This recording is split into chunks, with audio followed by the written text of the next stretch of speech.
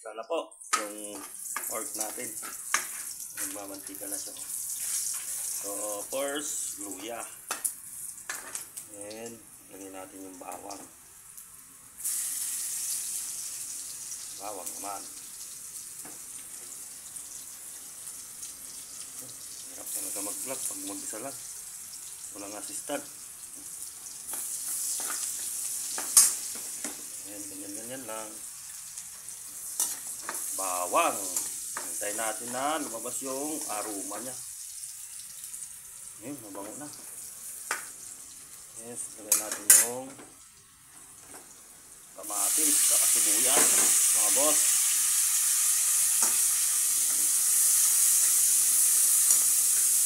Ayan. Ilagay na natin yung mahiwagang bagoong. So, magluluto tayo ng munggo na Ilocano version na naman. So, mekos-mekos na natin mga boss. Kung tutanghon, babad na natin dito sa tubig para mamaya yung sabaw ng munggo is hindi niya masip-sip. Isa natin konti ito. Pag nagisa ng gusto, medyo kanyan, hindi mabilis mapanis. Kasi kung half cook yung gisa mo, is mabilis mapanis yung munggo mong naluto. Kung gisang-gisa siya, yun, medyo matagal yung buhay niya. Kaso kung may rep ka naman, pwede naman. Kahit half cook lang yung gisa.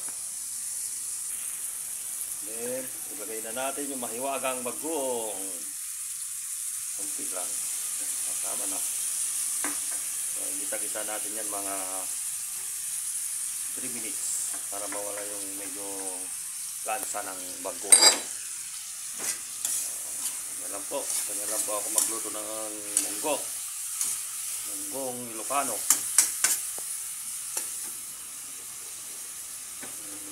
Ayan lang muna natin konti dyan. Then, okay na po. Isa na siya. So, okay na to. Then, ililipat natin sa kabila. Dito. Dito naman natin ililipat. Sama yung munggo natin. Yun o. Sabaw-sabaw o. Sakto ito mamaya masisip-sip ng kwan dyan. Yung sabaw niya. Yung tutanghon. Then, ililipat na natin yan. Nagisa natin dito sa pressure cooker. Then, nailipat na natin mga boss yung ginisa natin na karne, sibuyas, bawang, luya. So, baka nagtataka kayo bakit may kulay green yung ginisa ko kanina.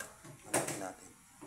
Ito, ito yung kulay green. Yan yung pinakatangkay ng talong. Medyo, yung gitna niya lang tinanggal ko dyan. Hindi ko tinatapon yan kasi naulam pa yan eh. So, ngayon, sa susunod. Yun na. Mga boss. Ayan o. Yung ganito niya o. Yan. Ito, nauulam pa yan sa talong. Yung iba kasi tinatapon. Ako, hindi ko tinatapon yan. Tinatanggal ko lang yung matigas na tangkay niya sa gitna. Then, habang hinintay natin bago kulo, ilagay na natin yung Knorr cubes. Pampasarap. Kumulo na to, okay na to. Ilagay ko na rin yung talong niya. Okay na. Then, check natin. Hindi pa kumukulo. Then, lagyan natin ng malunggay. Tapos yung sutanghon natin, nababad na siya sa tubig. Medyo malambot na. So, hindi niya na siya sipsipin masyado yung sabaw natin doon sa munggo. Yan pa ang gulay. Malunggay. Then, check na natin mga boss. Para mailagay na natin yung malunggay sa yung sutanghon. Check. Yun, nakulo na.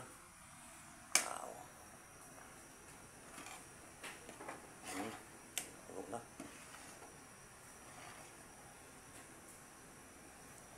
Natin ang timpla. Wow, sarap. Mhm. Salamat po, Ama. May ulam na naman kami munggo ngayon. Salamat po. Then, ilagay na natin yung sutanghon. Sutanghon. Munggo na may sutanghon. Oh, dito ko lang natutunan yan, dito sa Manila. Sa La Union, hindi naman kami naghahalo ng ganyan eh. Pakulo na natin. Tapos, ilagay na natin yung malunggay. Para healthy yung munggo natin. Yun. Malunggay. Salamat po. Yan o. Sarap o. May malunggay. Munggong may sutanghon na may malunggay, may talong. Tinimplahan ng bagoong. Ilang gisa. Sarap po. Yan. Halo-halo na natin mga boss. Yung sutanghon niya. Yan o. Sutanghon na may munggo. Salamat po. Mga 3 minutes na lang, 2 minutes, luto na to. So, yan po ang ulam namin ngayon. Almusal na tanghalian na po. Tanggalan muna natin. Gawin mo ito kaya. Avocado, masarap to. Wow, sarap naman. Natin ulit. Hindi na ako mapaghintay, nagugutom na ako. Sutanghon. Munggong may sutanghon. Kakaiba ano? Kakaibang munggo may sutanghon. So, tikman natin ulit. Mga boss.